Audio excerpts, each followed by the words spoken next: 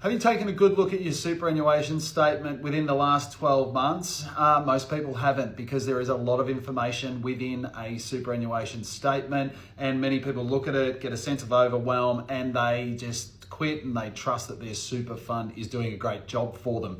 This is something your financial planner, or something that we do in our business at least every 12 months, and check in on all of the important things. This video today, I am going to go through a statement, and there is going to be a ton in this one. However, out the back of today in this video, I'm going to do each individual section with some really high detail to empower you and to encourage you to take action on your own personal superannuation account, and making sure it is personalized to what you need for you in your life.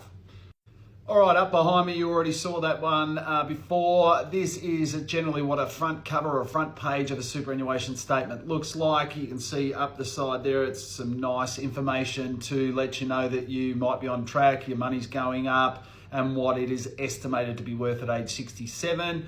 And then we see all of your key details here on the front for either you're a Mr. or a Mrs. Smith. It has your account numbers and the high-level overview of whether you've supplied your tax file number and things like that.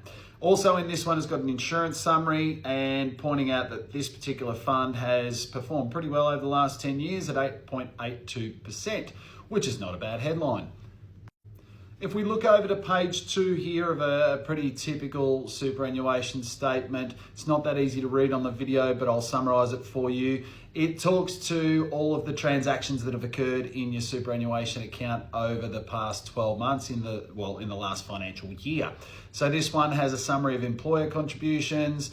It has a summary of the net investment earnings, and then down below it has a summary of the money out. So the things that you are paying for, such as tax on your superannuation contributions, which everyone pays, and also things like administration fees, investment fees, and insurances that are being deducted throughout the year. So it's a good high-level summary to make you dig a bit deeper to make sure it looks the right way for you. This page here, which I'll also come back to in a bit more detail in a later video, is giving you an estimated value of your superannuation fund with a projection done by the superannuation fund to estimate what you will have at retirement. So in this circumstance, it's demonstrating for the clients that there'll be a $1.34 million at age 67. Keep in mind, you don't have to retire at age 67, so that number may or may not be relevant to you. Another typical page on a superannuation fund here is, for this particular one, they invest in the high growth investment option. It gives some really detailed information there. And then down below, it's also providing some information on the other investment options available for this super fund. This section here is a really important one. We've found errors in this section before. It's the transaction list that demonstrates your contributions that are made by your employer. Often if your employer is not contributing, it's going to show up here that there's no money going in. So that's always something to check on your statement. And it also gives you rich information about contributions tax and a lot more detail there. This section has a much higher detail for your insurances, what you're paying, what you're covered for, and a lot of rich information about that. This is a good opportunity to have a look and think, hey, do I need this insurance? Hey, do I need more? Has something significant changed in my life? Further to the contribution stuff, there is some information on this page letting you know what the contribution caps are for you and for your superannuation. This is just general information. You will need to figure out yourself if you're going to stay under those caps, or obviously working with a good financial planner, they will help you navigate that and take advantage of the options around contributions to superannuation. This page here gets into some more rich transactional detail. I mentioned the money out section a lot earlier. This is giving you a higher detail around what you're paying for insurance each month, what you're paying for admin fees, what you're paying for investment fees and other taxes and everything else. So it gets into a lot more detail, and as mentioned, we'll go through that in its own video as well. This one here, this is the section where it talks to you about your preservation, or how much of your superannuation is preserved. And generally speaking, if you're under age 65, it is fully preserved, depending on whether you meet a condition of release. But this one below is always an interesting one. It talks to, in the event of your death, how much money would you receive? Most people ask us what you get. Well, you get your account balance, and you'll also get your sum insured, and if you add those two together, that's what a death benefit equals as well.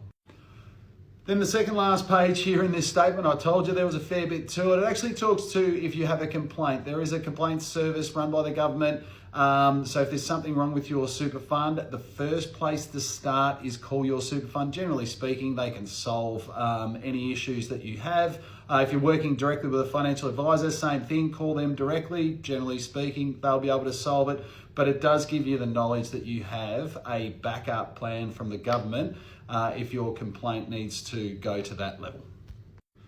And then finally, you'll see a bunch of disclaimers and things like that, which is explaining all of the calculations and all of the different things that have gone on through the superannuation statement. There is a fair bit in that. And look, it shouldn't necessarily be a focus for you because all funds are regulated and they have to provide you with good, accurate information.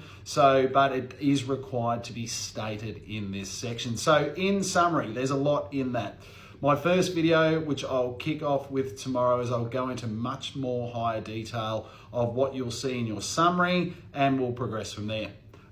If you've got any questions, comments, or something specific you'd like to ask me a question about, please leave a comment in the comment section, and happy to explore it further for everyone's benefit.